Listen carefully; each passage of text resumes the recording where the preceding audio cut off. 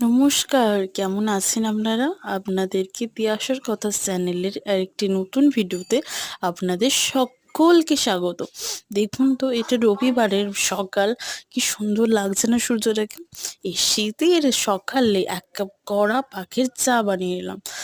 আর এই শীতেতে এক কাপ চা না হলে ঠিক জমে না, তাই জন্য চা বানিয়ে একটা কড়া এক কাপ চা খেয়ে চলুন এবার রান্নায় দেখা যাক। যেহেতু রবিবার, তাই সকলের বাড়িতে তো চিকেন কষা অবশ্যই হবে। তাই আজকে হবে আমাদের মাটির উনুনে কাঠের জালে চিকেন কষা। আলুগুলো প্রথমে ভালো করে ভেজে নেবেন, তারপরে তেলেতে একটু অল্প চিনি দিয়ে তারপর পেঁয়াজ কুচিগুলো দিয়ে ভাজতে থাকবেন, হালকা ব্রাউন হয়ে যাবে। তারপর অনেকটা বেশি ভালো করে ভাজার দরকার নেই, কিছুটা ভেজে তারপরে রসুন কুচি, মানে রসুন থেঁতো করে, মানে খুব বাটাও নয় খুব কুচিও নয়, বেশ টেস্টটা ভালো হয়, দিয়ে ভালো করে এবার কিন্তু ভালো করে আপনাদেরকে পুরো জিনিসটা ভাজতে হবে। যতক্ষণ না একদম ডিপ ব্রাউন না হয় ভাজতেই থাকবেন, তবে টেস্টটা আসবে। আর মাংসের যে অ্যাকচুয়াল কালারটা, লাল রগরগে কালারটা আসবে।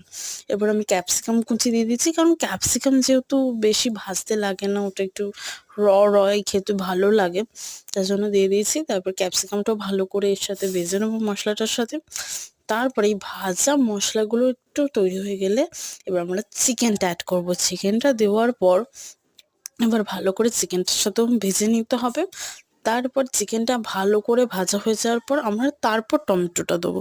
টমেটোটা দিয়ে তারপর আমরা যেমন আমাদের নর্মাল মশলার গুঁড়ো লাগে, সেই মশলার গুঁড়োগুলোই দিতে থাকবো।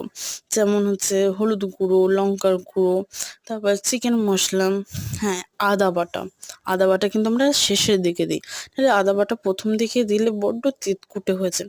দেখুন তো আমার রকে লাল চিকেন কষাটা কেমন হয়েছে, তো জানাবেন আমাকে লিখে। চলুন আজকে এই পর্যন্তই, ভালো লাগলে একটা like, comment, share and subscribe করে নিন। বাই।